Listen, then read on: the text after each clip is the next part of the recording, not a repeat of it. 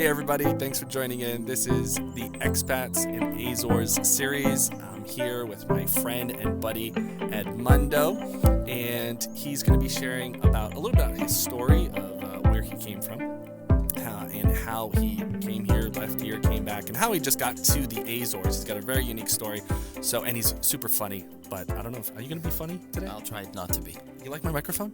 I love it. It's the new Apple one. It's the new Apple one. You can get it with the links in the description. All right, so Edmundo, first of all, when I first met you, by the way, it was really cool because you just have this really awesome personality, which you guys will see as we continue. But and he's really helpful. But tell us about your story. How give us the background. Go back. How many years? Should we go back 70 years, 60 years? At least 95. 95. No, I'm kidding. I was born here in San Miguel. Wow. And I lived here for 12 years, and then we moved to Canada when I was 12. Okay, hold on. What part of the island were you born in? Ponta Delgada. Oh my gosh, the main city? Actually. The hospital? The clinic, actually. The clinic? It was a clinic at the time. Okay. Yeah, it was a shed. It wasn't a shed, for all jokes and purposes, but it was a clinic. And yes, I was born there, and then we lived in near the stadium. Oh wow, nice. Okay, and then Moved to Canada when I was 12. Okay, what part of Canada? Canada's Toronto. huge. Toronto. Or Toronto. Was there? Did you move to that place because of Drake, or did you move there to? Drake was pretty pubescent at that age. Pre-pubescent, I would say. So not first of Drake, because that's where my parents had home investments. So. Okay, so 12 years old, you got to Toronto, and then how long did you live in Toronto for? I lived in Toronto. Well, I lived in Toronto till I went to university. Till I went to study away at university, where I went to Kingston, which is 3 hours north of Toronto. Okay. Where I went to study engineering, and then I came back to Toronto, and then I went to Australia for a year, and I came back to Toronto for another 3 years. How was Australia? Australia was amazing. Yeah. Australia was amazing. Yeah, I highly recommend everybody going to Australia. That's what he told me, and I was like, heck no. Nothing against the Australians. I'm just not interested in that big island. Good, yeah. Okay, so you went to Australia, then back to Toronto? Then back to Toronto, yeah. Okay. And then, worked in Toronto for 3 years, working on curbside delivery startup back in 2000, and that would have been 15, 14. Which, just to add to that, that's actually another reason why Edmundo we both connected. We had common interests in like startups and technologies and stuff like that. So, so you did that in Toronto, and then at what point were you like, okay, I'm out? It was at the point where I was working like 12-hour days and 13-hour days, and I thought, well, if this keeps progressing and getting better and more successful, I'm only going to be working even more hours and spending less time with like loved ones and family and friends and doing the things that I wanted to do. The burnout. So I was extremely burnt out because I learned how to code in about a month, and then so it was all really happening and co-founding and coding and doing all the things at the same time, and customer acquisition and all the things that come along with trying to launch a business. All those things that he just mentioned, I'm really good at when I'm sleeping. That's really good. So at some point, maybe there's a year. What year did you decide to say, hey, I don't want to burn out. I want to maybe live a better quality of life? It was 2016, yeah. So my wife and I decided that we were going to try something different. Wait, wife, hold on. Somewhere in there. Now, did you get married? Did you find her in Australia? Australia? No. We know each other from actually elementary school, but we got together. Oh, whoa, that's a lot. That's not even a high school romance. No, but we weren't together then. We got together after university. All right. But we decided that we wanted to do something a little bit different from what we were doing at the time, and so it seemed like it was an appropriate time to kind of move and try something different.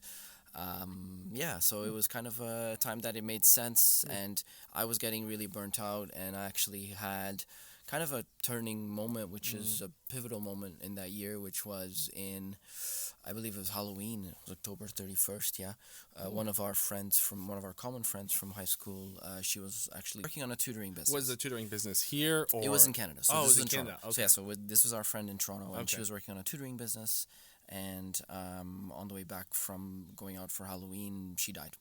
In a brutal car accident. It was like super grueling. That's a horror story in itself. So that was kind of like I was crazy. Going through like a really like hardworking phase of my life, and through definitely a challenging time for us. But we were kind of presented with that, and everything kind of came to a screeching halt, and when you see somebody lying there in that casket is when you're Oh. like, kind of makes you kind of reconsider what you're doing with your time and with your life and So true. how you're living it. So that was kind of like a, hey, I think you guys need to reconsider this. So my wife and I decided to reconsider that, and I had come back here to the islands, and I had seen that there was a lot of change happening since when I lived here last. The airspace was becoming open to other airlines that were flying here. True. And we thought, okay, let's take the plunge and go start a business there. Wow. What year was that now that you decided to That take would the have plunge? been in 2016. Oh, in 2016. Yeah. Wow. And so basically you just came back to the motherland. You came back to the motherland where you started from. Yeah. Wow. When I moved away from here, I always said, one day I'll come back. And then when I was like fully in it in Canada, I was like, I don't think I'll go back. And then kind of, life has its ways of teaching you Did things. you visit the island in between all those years? Yeah.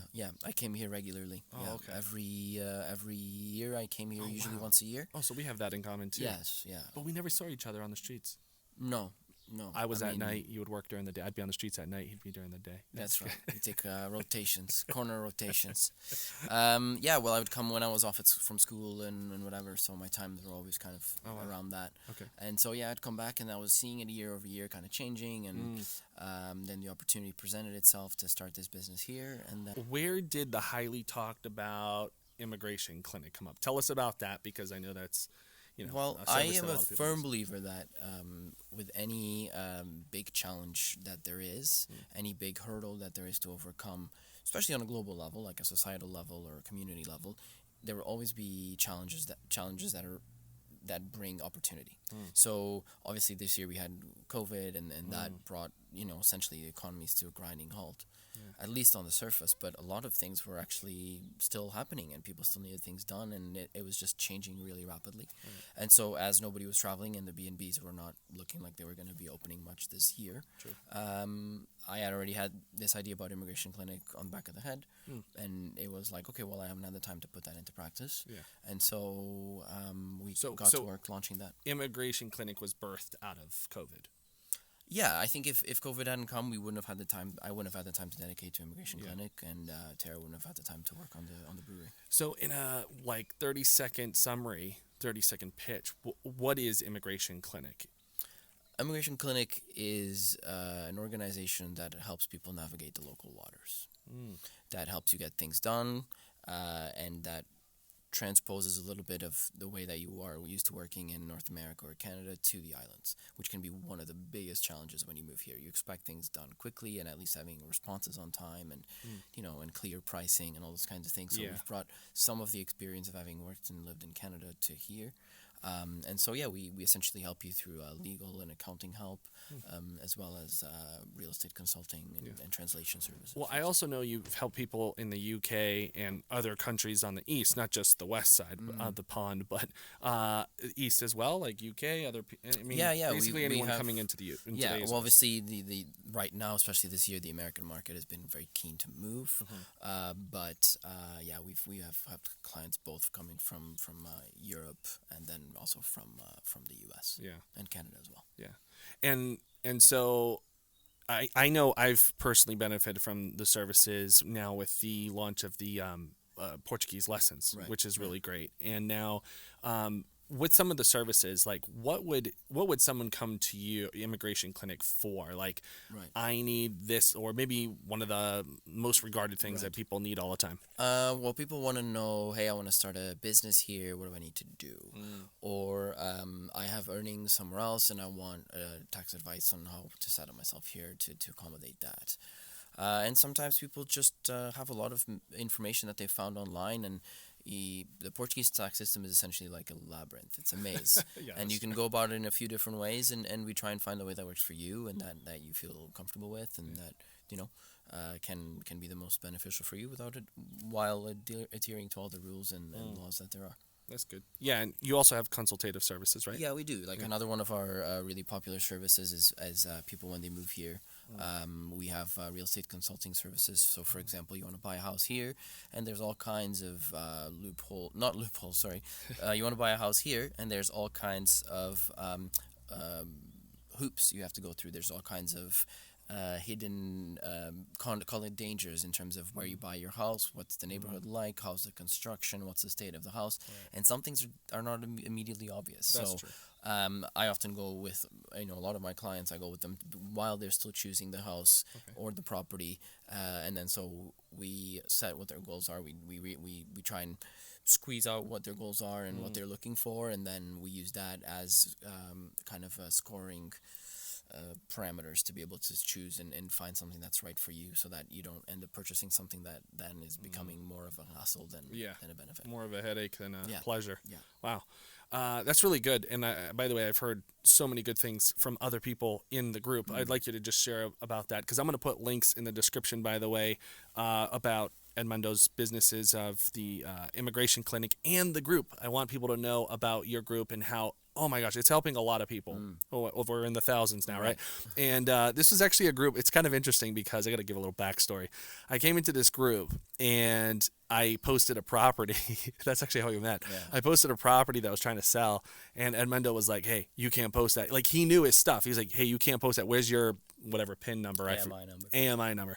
And I didn't know about that. And I was like, "Oh wow, thanks so much." So he actually has a very giving heart. He cares about going through the process correctly, and said, "Hey, once you get your PIN number, we'll post it." And that's what I did. I got the PIN number, and then we posted in the group. So tell us a little bit about the group, the name, and how it came about. Well, the group came about because when we moved here, one of the biggest challenges we had, and specifically my wife, was that it was hard to find people that had moved here for social gatherings and to meet other people. And, oftentimes some people here can be very closed, like the locals can be very close to get close with, to actually become friends. And so I could see kind of breadcrumbs here and there that there was other people that had moved here from other countries, and I knew they were around. It's just there was nowhere for us to meet and congregate and gather ideas and create new groups and new movements and stuff. So I thought at best there would have been 200 of us or 300 people. I was like, oh, well, I'll make the group and then see what happens. So, I made Expats in Azores briefly after we moved here, because it was kind of cooking in the back of my head, as often things are. And I was just kind of cooking in the back of my head, and I was like, oh, God, I got to just go ahead and do it. So I did it, and then it slowly started to grow and grow, and I was like, oh, there's actually maybe 20 of us here. Great. And so it grew and grew and grew, and we met through there, and a lot of our friends now through here, we've met through there. And often people say, oh, it's this and this about your group, and I always say it's not my group, it's the community's group. It's for the community. I'm just helping kind of moderate and keep it humming, and while allowing people to still talk about their businesses and advertise to an extent their services and their products and stuff. But it also has to feel like this isn't a place to just come and spam people. So that's how it came about. Yeah, and actually, that's one of the good things about the group. It's very helpful. People ask a lot of questions. There's no, a bunch of spamming going on, which is super annoying. But it is, and it's super helpful because people help each other, and I know you help a lot of people, too, out of that group. Yeah, I try. Yeah, well, you know that I try to be kind of in the shadows as an admin. I don't want to be pestering people about what they're doing and what they're posting and not. It's just you got to adhere to some basic rules and respect the community and be respected and be respectful. And as long as you do that and you are mindful with the way you interact with others, then you are kind of free to go. And the beautiful thing is other groups have spawned from there, and other gatherings, and people do organized hikes, and people do all these kinds of things that have spawned through there, and I'm happy about that. I'm happy when people get together and do other things, and they meet there and then they go other things. And funny enough, actually, one of our friends, they hadn't seen each other for 20 years. Oh, that's right. And it's actually a really funny story. And then the first time they saw each other after 20 years, it was on the Expats page, crazy. Way after. So that was kind of a really funny story. I enjoyed that a lot. And that's what it's about. It's about people connecting, and it makes it a lot easier to move here when you already know that there's a community of people here that have also moved here. That's you can the just good part. get on and say, hey, where do I go find this thing? Or where do I get a mechanic? Or all those kinds of things that you don't think about. And that's really a good part, by the way, if you're watching this and considering moving to the Azores, or specifically San Miguel, is the community. And that's really what this series is all about. If you are considering, thinking, have questions, then what you're going to want to do is either comment below or check out the groups and immigration clinic. That way you can get your questions answered and, know what direction to take and be advised on that before making maybe a decision. Even if you're just curious, check them out. One last question for you is, what is your favorite part about this island? That's a tough question, but... That's a... Okay, maybe narrow it down to If you'd asked me what are my least favorite parts, I probably would have been faster to give you those. Yeah. What is my favorite part about living here? That's such a tough one. That's a tough question. I can maybe start with what my least favorite are, and then we can go to my favorite ones. Okay. Funny enough, well, you can hear it right now. Noise. Sometimes people think about moving here, it's going to be this idyllic area that there's like super just peace and quiet. Oftentimes it's not the case, and that's something to be mindful of. There's a fair bit of noise pollution, as you might hear in the background of this video right now, and those two-stroke zoomed up noises definitely kill me. Don't come to Uganda. Well, I bet it's even worse there. But one of the things I do like is very little commuting. Yeah. It's great because you can get from one end of the island to the other relatively quickly, and most people, if they live, let's say, in Ribeira Grande and they work in Ponta Delgada, they can do 18 kilometers, 15 kilometers of driving, and it will take them very little time. Where I know, for example, in Canada, sometimes people commute obviously longer distances, but it ends up taking them an hour and a half, 2 hours, because they're stuck in traffic for so long. That's so true. So that's one of the things. You can still, on the way back, stop by the beach and go for a dip, and the sun's still up, and you can just on the way home, boom, pop for a swim and come back, and you're 5-minute drive from your house and 10-minute drive from the beach. That's true. That's some people even live. Well, thanks so much for being here on this series. Guys, check out the links in the description. Get over to the immigration website for any questions that you have. Get in the group, get involved. And if you have any questions, throw it in the comments below as well. All right, see you on the next one. He's a perfectionist. Yeah. All right, hey everybody, welcome to, what are we talking about? Expats and Azores. Expats and Azores? Yeah. Well, it depends. Where are you going to be putting it? Expats and Azores. On YouTube. Expats and Azores. Not in your group. I could put in your group. I could. Well, that's what she said. All right. Well, this is recording already, so if I ever want to run for Prime Minister, this will be all edited.